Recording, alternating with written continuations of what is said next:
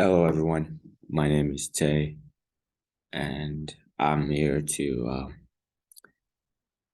talk to people going through the same thing I am potentially. So I am a sophomore in college currently, and I just want to come on here and talk about my struggles with relationship OCD and OCD in general. So during my younger years, when I was younger, I knew I had OCD or knew I had something going on mentally because I had early symptoms. Like when I was little, I used to wanted everything to be perfect. Like when I was ironing my school uniform, like I would spend hours on it. I would make sure there is perfect lines on the shorts to the point that it starts to change color, and my parents would have to like get me away from the iron because I would spend hours ironing my school uniform. Not only that, then he switched to a different theme of like arranging things and saying code words. And if I feel like I didn't say the code words perfectly, I had to arrange them all over. Like I had to do it all over again. And I would say the code words of 1 2 3 1, 1 2 3 1, 1 2 3 1. And my brothers were the only one that noticed that, and they would laugh at me because well, it was funny seeing me do it. And I don't blame them. It's just they think that it's a weird thing that I do. And they would say, Tay, something is wrong. And I knew something was wrong because it's not that I wanted to do those things. I just felt like I had to do it. And it would stress me out so much. I would have headaches. I would feel nauseous. Like, and then for a while, I really didn't have any, like, my OCD switched into like sexual thoughts, and like that didn't really affect me as much because I just thought it was like normal thing that everyone goes through. And I coming into college, I was an introvert, and I had the opportunity of meeting this really amazing girl. It was through social media and it was long distance. And Sarah has been the most amazing influence in my life. She's not only my best friend, she's also a person that I want to spend the rest of my life with. And I know people would say, wow, you're young. How do you know that? I just know that because she understands me more than anyone does, even my parents. She, I talk to her even more than my parents. I spend hours on the phone with her. Long distance is hard, and we're making it work. And at first, it was all sunshine and rainbows, the honeymoon phase, and we spent hours on the phone. We would talk about our days. We were getting to know each other. It was so fun. And I'm not saying it's not fun now. It's just the honeymoon phase is over. And after the honeymoon phase ended, I started having thoughts. Like one day I was doing schoolwork and she fell asleep, and I started feeling really anxious that I wasn't feeling in love anymore. And that scared me and turned my brain into a fight or flight moment. And I was asking myself these questions, that why am I feeling like this? Because my brain was making me think I'm supposed to feel in love 24/7, which is not ideal. And I started like panicking. I was asking myself questions. Does that mean I need to leave my relationship? Does that mean I don't love her anymore? And The next couple of weeks was really hard because I was acting weird towards her and she didn't do anything wrong. And she was wondering. We had nights that it was the conversations were tough and I would tell her, I don't know what's going on. I just feel weird. There would be days where my anxiety would make me not want to talk to her and I was ignoring her and well, I wasn't ignoring her, but like I felt anxious anytime we had to talk on the phone. And I would tell her I didn't tell her the thoughts I was having because who wants to hear that their boyfriend or significant other is thinking about what if they have to break up? What if they don't love you anymore? What if they're just denying that they fell out of love? What just this what if questions. And it would bring me so much anxiety. And and then I would do this mental check-ins that, hey, let me try to find out the answer. I would think back on a scenario that happened and see and like connect that to the thought that I'm having. And sometimes I found like proof that hey, this is proof that I this is not true. And then there are times that whenever I don't find the proof, it would be so frustrating and it would bring me anxiety. And even if I found the proof, the thoughts didn't leave. It was still the same thoughts, same patterns. And I would have good weeks that I'm fine and I'm not anxious. And at the back of my mind, I would be expecting the anxiousness. Even if I'm having a good moment on the phone and we're laughing, I would still be expecting or be panicking, paranoid about, oh, what if the anxiousness comes in now? And I would have my pattern when like 3 weeks I would be good. And then the next 3 weeks, anxiety, thoughts. And whenever I wasn't anxious, I was still having the thoughts, but I wasn't like, it wasn't affecting me because I was playing soccer. I had things that distracted me. And it went on like that for a couple of months. And school ended and we met each other for the first time and I had fun. And the first couple of days, I didn't really have thoughts. And I was just amazed by meeting how amazing and seeing this beautiful person I've been talking to and the special person I've been talking to on the phone for months. And I started having thoughts like after a few days, and I would sleep and wake, and I would be having these thoughts in my sleep. Like I would be asleep, but I would still be having thoughts even when I'm sleeping. What if I don't love her? What if I'm just denying these thoughts that's just my gut intuition? And I would like that would bring me so much anxiety. And whenever we went places to go like watch movies and stuff, I would just be thinking in the car. I would just be having the same thoughts. And she noticed that and at the movies and I where she lived in Idaho and it was a mostly white like area. And I when we went to the movies, she said, Tay, why are you acting weird? And I was saying, she asked me a question. She was like, is it because of the amount of white people here? And I was like, yeah, even though that's not the actual reason. The reason was that I was having the thoughts that made me so anxious. And after the movie, I would even try not to think about anything during the movie. But I was still having these thoughts, and it was all day, like 24/7. As soon as I wake up from bed, that's the first, the thought, these thoughts just run into my mind.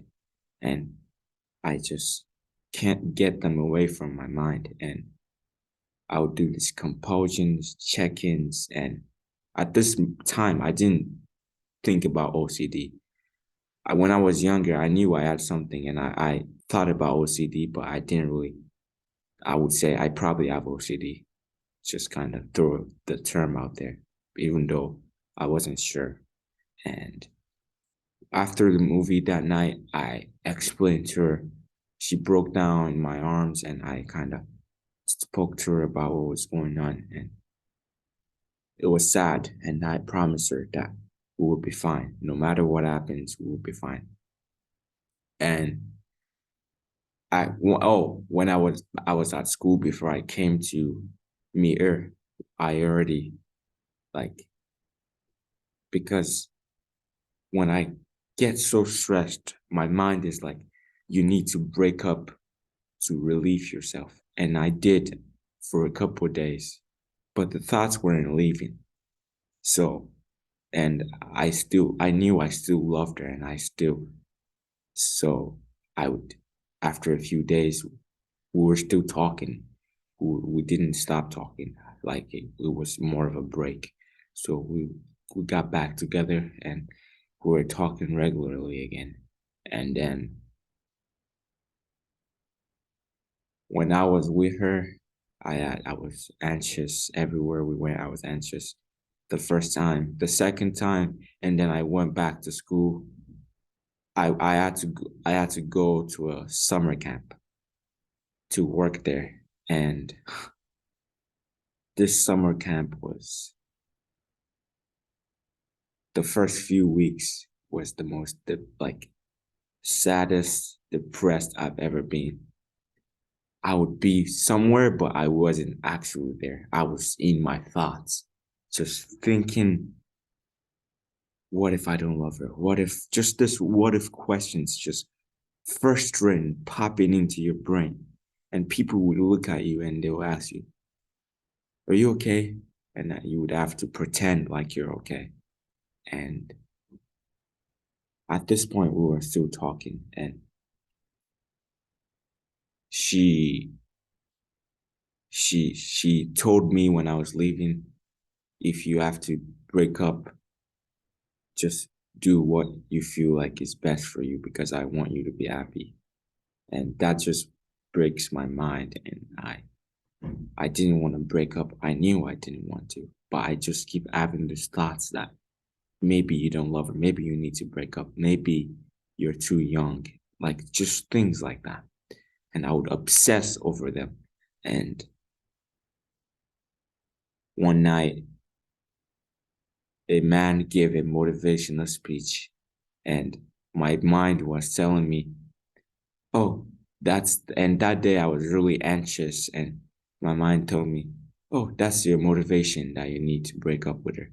Or the man said a really like important quote or something, and my mind was like, huh, that's your sign that you need to break up with her. And I'm a religious person, and I would ask, I would pray to God and say, God, please show me a sign, and like I like show me what to do. And I would like be having, as soon as I start praying, there would be a thought that pops in my brain that says, God wants you to break up. And that's God wants you to do. And that day I called Sarah on the phone and I said, I'm sorry, but I have to break up again. And it was sad and we both cried. And I remember saying, if if it's truly meant to be, we'll get back together in the future. And if it's not, I'll be there for you as your friend. Even though if I'm not your partner anymore, I'll be there as your friend. And it was so sad. And I cried and I didn't feel relief. I mean, I felt like temporary relief, but the thoughts were still there, and I was wondering what was going on with me. And I would have nights where I couldn't sleep. I would stare into the ceiling. I one day I walked outside and I walked on the grass of the camp. The camp was in Maine in the middle of nowhere. And I would walk around the field and pray to God. And because it was a really like eye elevation area. And I believe that since I'm eye elevate, like the place is eye elevation, I'm closer to God and God can hear me. And I would stand in the middle of the field and pray, and my mind would be like, God wants you to walk so way around the field for him to hear you or listen to you or hear your prayers or something. And I would still be anxious. I was still anxious, having the same thoughts. And then these thoughts that, what if you make the wrong decision? What if Sarah finds someone else? What if just what if questions? And I would get on TikTok, start looking up, is it possible to get back with someone in the future? Or how do you know you love someone? Or how do you know you're losing feelings? Or how do you know that you found the right one? How do you know that this person is meant for you? Like basically trying to justify if I make the right or wrong decision. Or I would watch TikTok like something like, if you love something, you let it go. And if it's truly meant for you, it's gonna come back. Things like that. And that would make me more anxious, just because I would think, what if that's not true? What if this is not true? And I would obsess about them. And those months were the most intensifying month of my life. It was the most anxious I've ever been. When I was younger and I would hear about mental health and anxiety, depression, I would skip fast. If I see a post about depression, anxiety, I would skip fast on Instagram. But now, because my mind will make me think, oh, if you stay on it that long, you're gonna have depression or anxiety. So, but now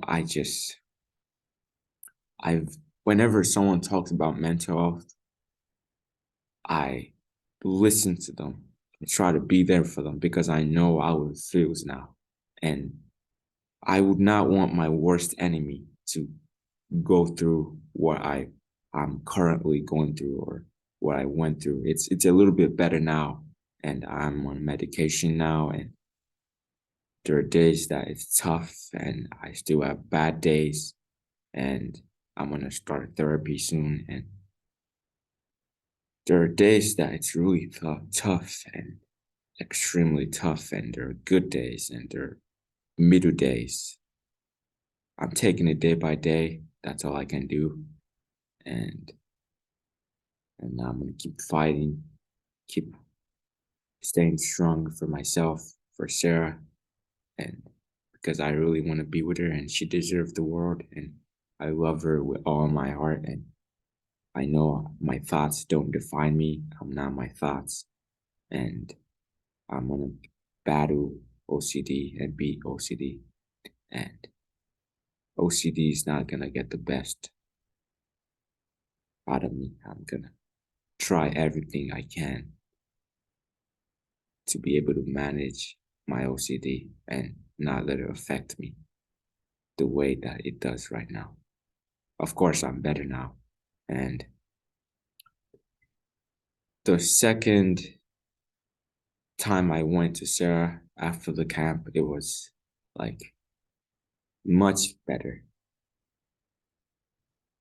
It was still the same. I was still having thoughts and like, but I was much better.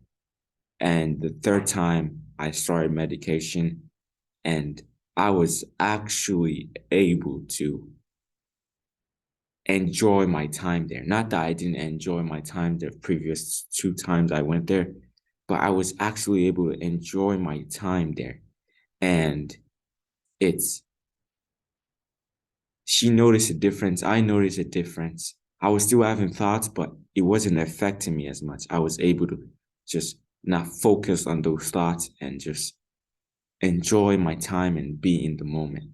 And I remember when I was like the second time I was there, I would have whenever we're watching movies or shows, we would see something. Like if we were watching this show called All American and the person says you can still be with someone and you might not love them. And Sarah said, that's true. You can. I said, I didn't hear what they said. And she told me you can be with someone and you might not love them. And that just brought this wave of anxiety. I started obsessing about that. What if that's what I'm going through? What if I'm with Sarah, but I don't actually love her? Like this wave of anxiety. And I would break down and I would cry.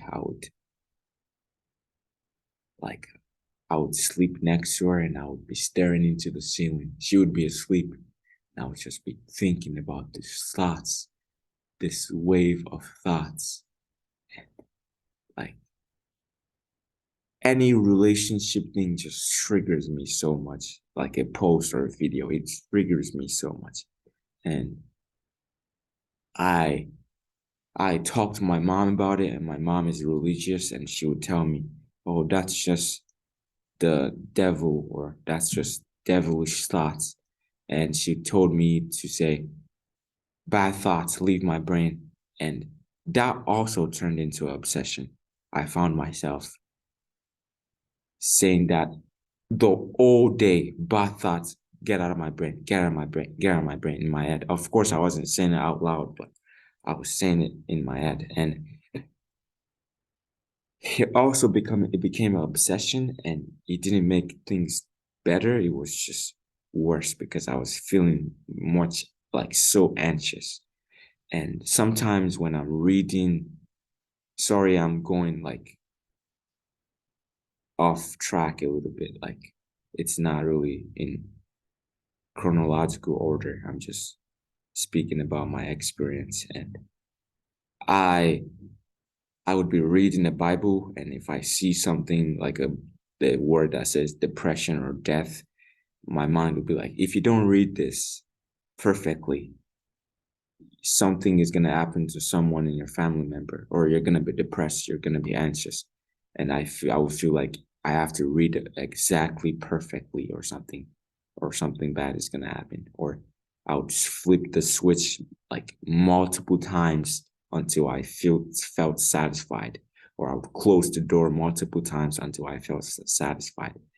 Even now, I can't go to the bathroom without like covering my mouth like this because I would have thoughts like, what if you lick the sink or the toilet seat or someone's spit or any nasty stuff in the bathroom? Or like OCD is frustrating.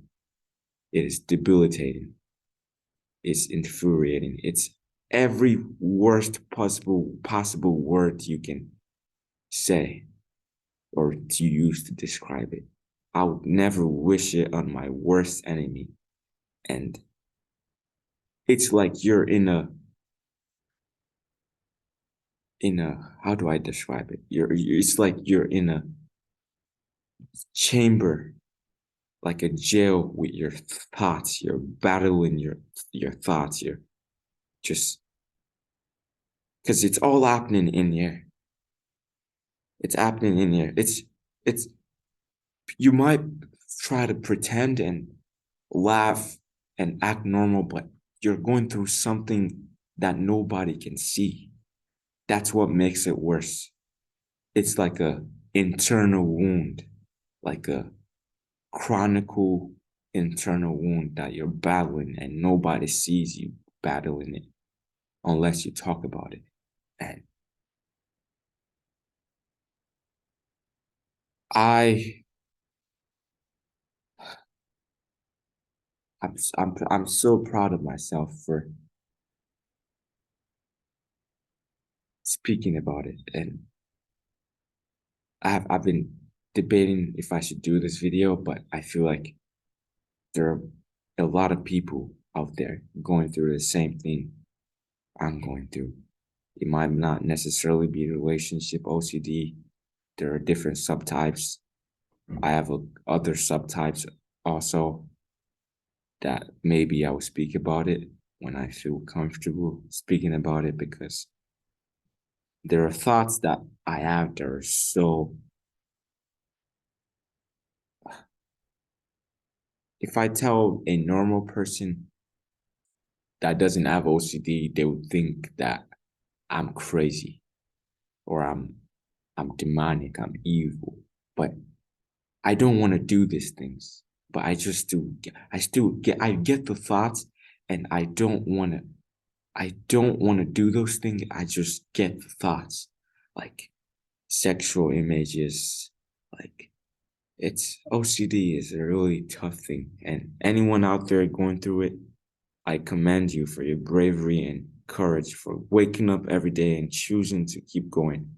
And I promise you it's going to get better, because I thought it was the end of the world and I was panicking. What if I'm going to go through this for the rest of my life? But things does get better. Of course, you have bad days here and there, and no matter how frequent it is, but I promise you, hang in there. Things are going to get better. And I'm gonna post more about my OCD and talk to you guys about it. And hopefully, I'm in college right now, and I'm gonna try to find time to post more. And yeah, but if you're going through OCD out there, you're not the only one. Things are going to get better. Keep going, keep moving forward, and you're not alone.